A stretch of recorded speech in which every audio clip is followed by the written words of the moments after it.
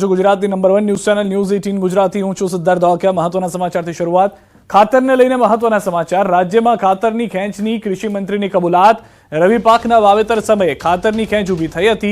કૃષિ મંત્રી રાઘવજી પટેલે કહ્યું કે ખાતરનો જથ્થો અમુક સંજોગોના કારણે પહોંચી ન શકતા અછત સર્જાઈ છે। જોકે તેઓએ ખાતરી આપી કે આગામી અઠવાડિયામાં રાજ્યના તમામ વિસ્તારોમાં પહોંચી જશે ખાતર।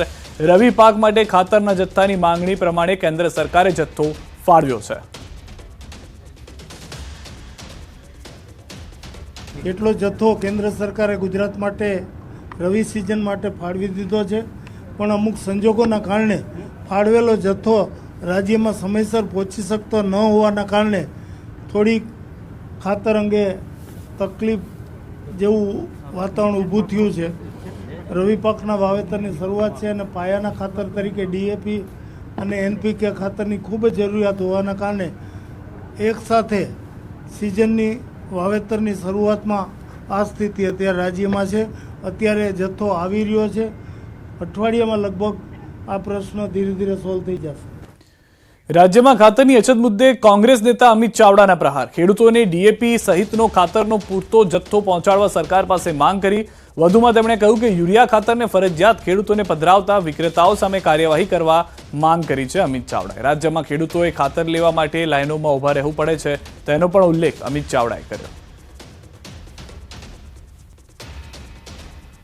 સાચા અર્થમાં ખેડૂતોને સરળતાથી આ સિઝનમાં ડીએપી ને એનપીકે મળે એટલા માટે તાત્કાલિક વ્યવસ્થા કરે અને જે ખાતરની સાથે નેનો યુરિયા માટેનું એનું ફરજિયાત વેચાણ કરવામાં આવે છે એ વેચાણને ગેરકાયદેસર જાહેર કરે।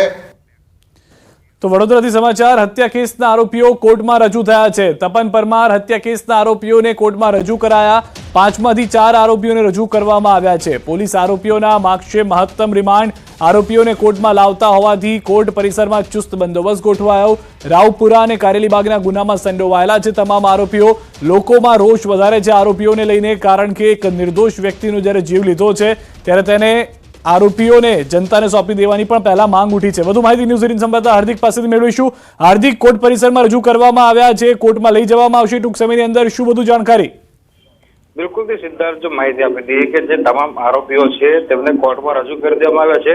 લાંબી દલીલો ચાલી ત્યારબાદ જે આરોપીઓ છે તેમના રિમાન્ડ જે છે તે મંજૂર કરવામાં આવ્યા છે। જો રિમાન્ડની વાત કરીએ તો 5 પૈકી જે 4 આરોપીઓ છે તેમને કોર્ટમાં રજૂ કરવામાં આવ્યા હતા, ત્યારે 22 નવેમ્બર સવારે 11 વાગ્યા સુધીના રિમાન્ડ જે છે તે મંજૂર થયા છે। ઉલ્લેખનીય બાબત છે, ગંભીર પ્રકારનો ગુનો છે, અનેક આરોપીઓ જે છે તે સામેલ છે, ત્યારે પોલીસ દ્વારા 10 દિવસના રિમાન્ડ જે છે તેની માંગણી જે છે તે કરવામાં આવી હતી। ત્યારે કોર્ટે 3 દિવસના રિમાન્ડ મંજૂર કરતા હવે પોલીસ જે છે તેમના દ્વારા આખી જે ઘટનાક્રમ છે તેનું રિકન્સ્ટ્રક્શન જે છે તે કરવામાં આવનાર છે। 5 આરોપીઓ હતા, 4 આરોપીઓને રજૂ કર્યા છે, ત્યારે એક આરોપી જે છે વસીમ શેખ તેને હોસ્પિટલ ખાતે સારવાર હેઠળ જે છે તે ખસેડવામાં આવ્યો હતો। આજની વાત કરીએ તો જે બાબરખાન પઠાણ જે મુખ્ય આરોપી છે આ ગુનાનો, તો સાથે સાથે વાત કરીએ તો મદદગારીમાં જે શકીલ હુસેન શેખ છે, એજાજ હુસેન શેખ છે અને શબનમ મંસૂરી ને કોર્ટમાં જે છે તે રજૂ કરવામાં આવ્યા હતા। હાર્દિક, વધુ એક મહત્વની વાત એ પણ છે કે એક મહિલાની પણ સંડોવણી હતી આ સમગ્ર ઘટનામાં। બિલકુલ, જો આ મહિલાનું વાત કરવામાં આવે તો જે સમયે આ ઘટના બની હતી ત્યારે બાબરખાન પઠાણ, શકીલ હુસેન સાથે આ જે મહિલા છે શબનમ મંસૂરી એ જે છે તે સયાજી હોસ્પિટલમાં પરિસરમાં ઉપસ્થિત હતી અને જ્યારે બાબરને પોલીસ એસએજી હોસ્પિટલ ખાતે સારવાર માટે લઈને આવી હતી ત્યારે પોલીસને શંકા છે કે શબનમે જે છે તે તીક્ષ્ણ હથિયાર છે તે આરોપીઓને આપ્યો હતો અને ત્યારબાદ આરોપીઓ દ્વારા પોલીસની હાજરીમાં જે છે તે એક નિર્દોષ યુવક પર જીવલેણ હુમલો કરવામાં આવ્યો હતો અને યુવકનું જે છે તે મોત નીપજ્યું હતું। જેના કારણે જ આ એક મહિલા સહિત જે 4 આરોપીઓ છે તેમને કોર્ટમાં રજૂ કરવામાં આવ્યા છે। પોલીસે જે ગઈકાલે રાત્રે જ વધુ 2 આરોપીઓની ધરપકડ કરી છે, તેમને આવતીકાલે નામદાર કોર્ટમાં રજૂ કરવામાં આવનાર છે। આભાર હાર્દિક સમગ્ર માહિતી બદલ। તો હાલમાં જે જાણકારી મળી રહી છે તે પ્રમાણે કુલ 5માંથી 4 આરોપીઓને રજૂ કરવામાં આવ્યા હતા। સૌથી મોટી જાણકારી એ છે કે જે મહિલા આરોપી છે તેણે ધારદાર હથિયાર આરોપીઓને પહોંચાડવાયા હતા। ખ્યાતિ હોસ્પિટલ વિવાદ મામલે તપાસ તેજ થઈ ગઈ છે। ક્રાઇમ બ્રાન્ચની ટીમ ખ્યાતિ હોસ્પિટલ પહોંચી હતી। ટીમ તપાસ માટે પહોંચી। ક્રાઇમ બ્રાન્ચની ટીમ પોલીસ કમિશનર દ્વારા તપાસ ક્રાઇમ બ્રાન્ચને સોંપવામાં આવી હોવાની જાણકારી છે। અન્ય ફરાર આરોપીઓને પણ પકડવા ક્રાઇમ બ્રાન્ચે તપાસ તેજ કરી દીધી છે। આ તરફ નર્સિંગ કાઉન્સિલની ટીમ પણ ખ્યાતિ હોસ્પિટલ પહોંચી છે।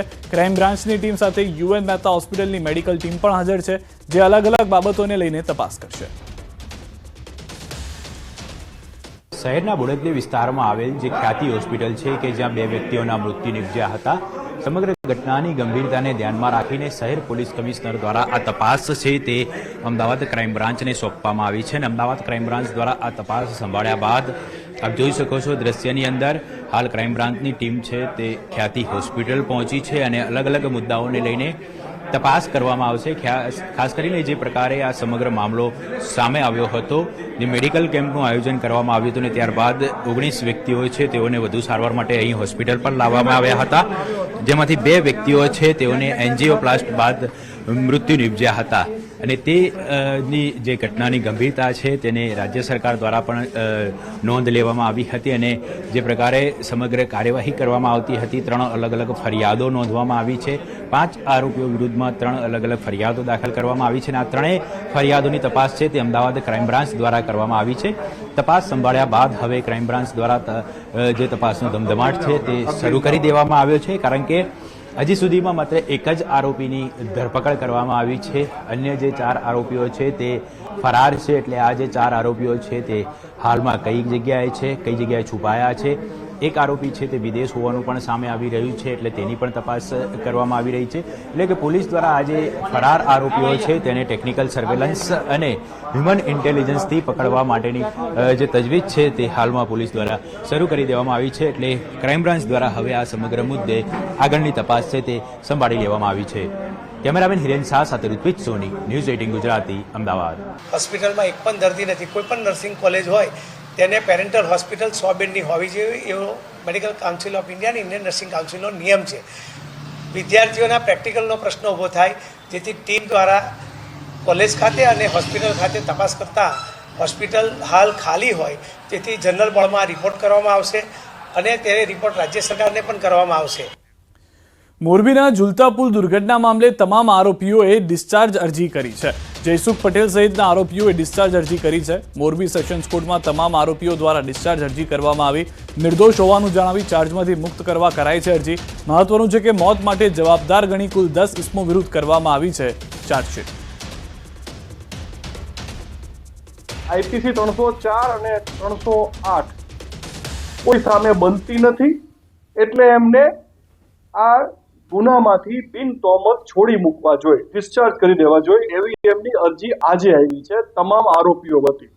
હવે આ જે અરજીઓ આવી છે દરમિયાન અમારું સૂચિત તોમતનામું નામદાર કોર્ટમાં પેન્ડિંગ છે। હવે ડિસ્ચાર્જ એપ્લિકેશન બધા આરોપીઓ આપી છે તેના વાંધા જવાબ ફાઇલ કરવાના રહેશે, એટલે નામદાર કોર્ટે હજી અમને ડેટ નથી આપી। આણંદમાં કાઉન્સિલરે આચરેલા દુષ્કર્મ મામલે પોલીસે 2 શખ્સોને દબોચ્યા છે। આણંદ પોલીસે સસ્પેન્ડેડ કાઉન્સિલર દીપુ પ્રજાપતિના 2 ભાઈઓને દબોચ્યા છે। હાલ દીપુ પ્રજાપતિ પોલીસ પકડથી દૂર છે। દુષ્કર્મ આચરતા સમયે મહિલાનો પતિ આવી જતા મારામારી થઈ હતી। મારામારી કરનાર શખ્સોમાંથી પોલીસે દીપુ પ્રજાપતિના ભાઈને દબોચ્યો। પોલીસે આ ગુનામાં